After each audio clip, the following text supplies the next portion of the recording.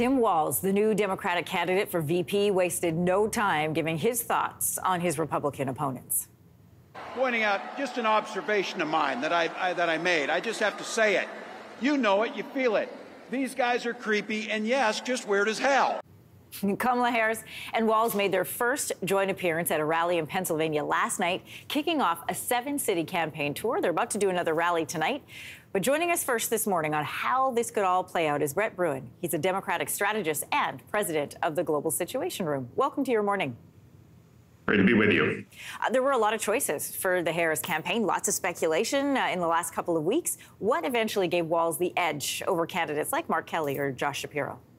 You know, I think this was about more than any one battleground state. It was about a broad-based appeal, a sort of folksy approach that allowed Harris to reinforce that brand appeal to both independents, but also, quite frankly, disaffected Nikki Haley Republicans. And they are up for the taking. Quite frankly, Trump and J.D. Vance have not done a great job when it comes to expanding their base, and I think Harris saw an opportunity. What's the win there for Walz, then? What's the appeal?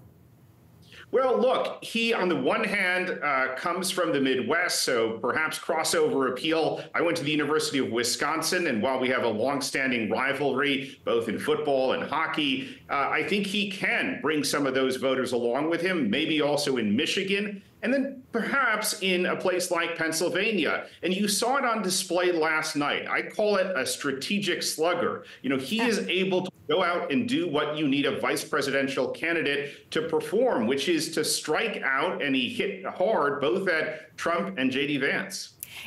Some people are speculating that perhaps what the final push for him to be the actual candidate was the fact that he was able to resonate so well with voters with his term of weird, which is a form of name-calling that we're used to seeing from this current Republican ticket, but maybe not so much from the Democrats.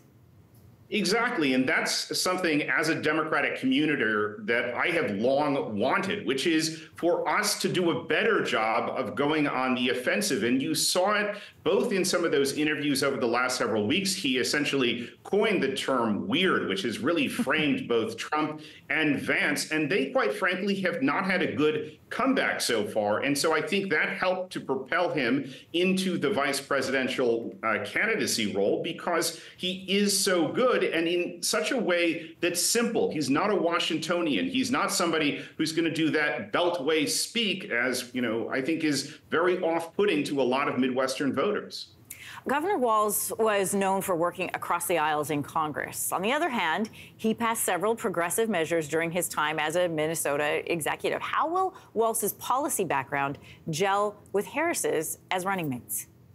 Well, look, he has the advantage. On the one hand, progressives like the fact that he has taken strong stands on reproductive rights, on rights for LGBTQ students in schools. But on the other hand, he is a hunter. He's someone who has a very strong record as a command sergeant major in the National Guard. He's, I think, got something for everyone. And on the other hand, it's going to be hard, and you've seen an effort by the Trump camp to try and define him, and certainly to define Harris as, you know, far left activists and agitators. It just doesn't jive with their record, and I think it's going to be difficult to get that one to stick.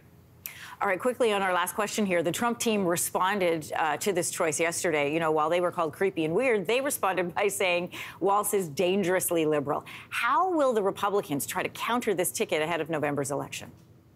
Well, I think you're going to have them point out, and in fact, a lot of the surrogates on the Republican side are trying to stick to policy differences. They're going to look at things like the policy around mask mandates, or, for instance, the response that Governor Walz had, which was somewhat slow in the wake of George Floyd's murder in Minneapolis. Those are the kinds of things that the Trump surrogates are going to try to focus on. He, on the other hand, just seems, you know, caught up with a lot of these personal attacks, and they're diluted, I think, daily, and he's just not been able to have a strong hit.